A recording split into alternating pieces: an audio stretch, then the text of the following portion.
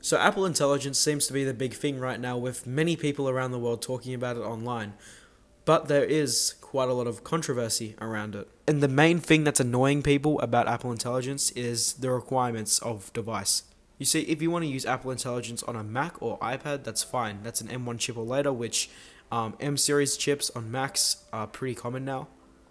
A lot of Mac users have M series chips in their Mac. An iPad, like not everyone has an iPad with an M1 chip, but if you do, then that's good. You can use Apple Intelligence.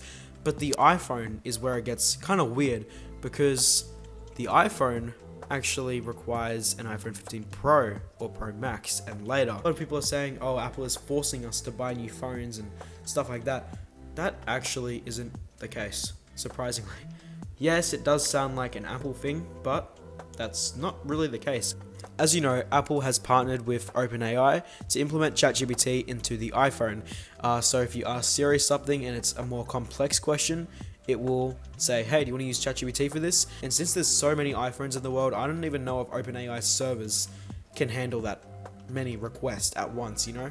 Could you think of over 1 million people all using Siri at the same time? Like, that would probably break the servers, possibly, you know? In fact, it'd probably even be more than 1 million people, because everyone would be wanting to try it, and it'd probably give them a rough start. Now, that might actually not be the case. OpenAI servers might be pretty powerful, and they can handle all of that.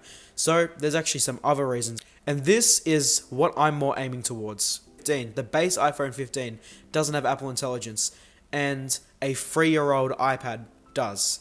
And you might go, that doesn't make sense. Why does an old iPad have Apple Intelligence, but any iPhone that's not a 15 Pro doesn't have Apple Intelligence? It's just that Apple doesn't want your iPhone to run Apple Intelligence, because it would suck.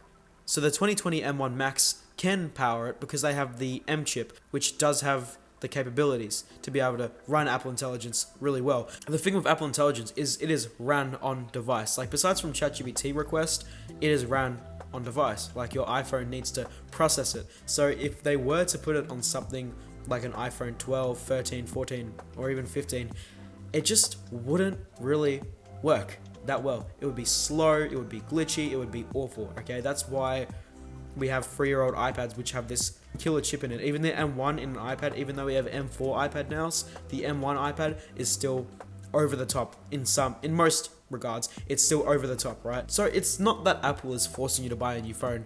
They just don't want the customers to use Apple Intelligence, because it's just not there on older phones. It just won't work properly. Now, the thing with Apple Intelligence, I'm not sure if we're going to get some Apple Intelligence features on older devices. The new Siri and Image Playground, those are on 15, because we do have a ChatGPT app on iPhone.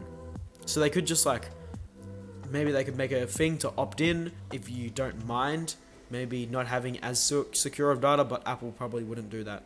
So yeah, that's some clarification for you guys. Apple is not forcing you to buy a new iPhone.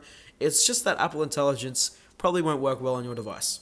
I hope this video helped out with any confusion, and I'll see you in the next one. Goodbye.